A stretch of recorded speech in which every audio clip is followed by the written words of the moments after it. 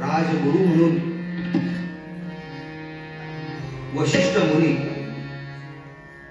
यांच्या आश्रमात जाऊन अतिशय खिन्न आणि दुःख मनानं सगळा तो जंगलामध्ये घडलेला तो प्रकार वशिष्ठांना सांगितला. ऐकून म्हणाले, गुरुवर्य, राजा घडलेला हा प्रकार अतिशय दुःखद असला तरी त्या श्रवण कुमाराच्या तापसी माता पित्यांनी दिलेला तुला जो हा शाप आहे हा तुझ्यासाठी मात्र वर ठरणार आहे. त्यांच्या शापानुसार जरी त्यांनी तो शाप दिला असला तर तुझ्यासाठी तो वर ठरेल. याचाच अर्थ चारही पुत्र तुझ्या मृत्यूच्या ठिकाणी नसतील. एखाद्या बाजूने दुःख असलं तरी सुखही आहे की तुला संतान नव्हतं. तुला एक नाही, दोन नाही, 4 संतान होती. सियावर रामचंद्र की जय, पवन सुत हनुमान की जय. राजा तो असं कर की हा शापरूप वर जर अधिक प्रभावी व्हावा असं तुला वाटत असेल तर त्यासाठी तू पुत्र कामेष्ठी यज्ञ कर. आणि राजाने संबंध त्या पुत्र कामेष्ठी यज्ञासाठी तयारी सुरू केली. परंतु तयारी करत असताना वशिष्ठ मुनीने सांगितलं, या यज्ञ नगरीमध्ये असा विशाल मंडप उभा कर, सगळं कर, परंतु याच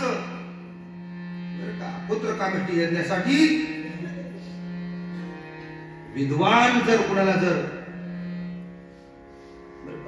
त्या यज्ञाचा सगळा सोहळा करण्यासाठी लोकांना बोलवायचं असेल तर ऋषिशृंग म्हणजे एक मुनी आहे, त्यांना मात्र तुला आणावं लागेल. मंडळी, हे यज्ञाचं पौराहित्य हे सगळं करण्यासाठी अतिशय काही गोष्टी कराव्या लागल्या राजाला. कारण तो जो ऋषिशृंग तो ऋषी होता, तो तरुण होता. तो तसा सहजासहजी कुठल्या यज्ञाला न येणार होता. म्हणून त्याच्यासाठी जे काही करावं लागलं ते राजाने केलं.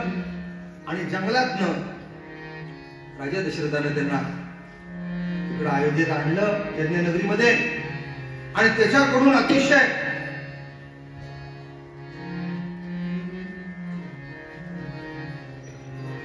यथोचित असा हा यज्ञ करण्यात आला. आणि हा यज्ञ केल्यानंतर मात्र तो यज्ञ पाहण्याकरिता, तो त्या यज्ञामध्ये सहभागी होण्याकरता संबंध या पृथ्वीच्या पाठीवरचे सगळे राजे महाराजे सगळे उपस्थित होते. एक असा अद्वितीय यज्ञ. यज्ञ अनेक असतात. मग त्यात अश्वमेध यज्ञ असेल, प्रत्येक गोष्टीसाठी प्रत्येक यज्ञ पूर्वी केले जायचे. आता या कलियुगामध्ये जो यज्ञ आहे तो नाम जप यज्ञ. आणि वेगळ्या प्रकारचे यज्ञ करायचे. माऊलीने सांगितलेले ज्ञानेश्वरांनी, नाम जप यज्ञ तो परम, बाधून शके स्नानादी कर्म.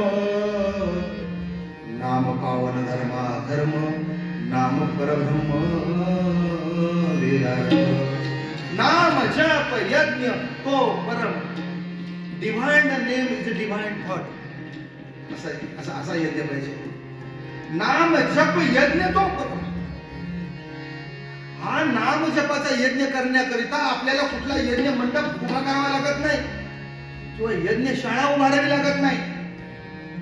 त्याच्यासाठी कुठल्याही प्रकारची यज्ञ सामुग्री लाखो करोडो रुपयाची आणावी लागत नाही. आणि त्याच्यासाठी ऋषिशृंग अशा अधिकारात असलेला कोणी पुरोहित पण आणावा लागत नाही.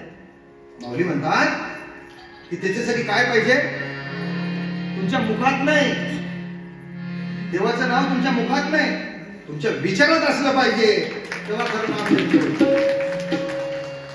Divine name is divine thought असं म्हटलेलं आहे. थॉट,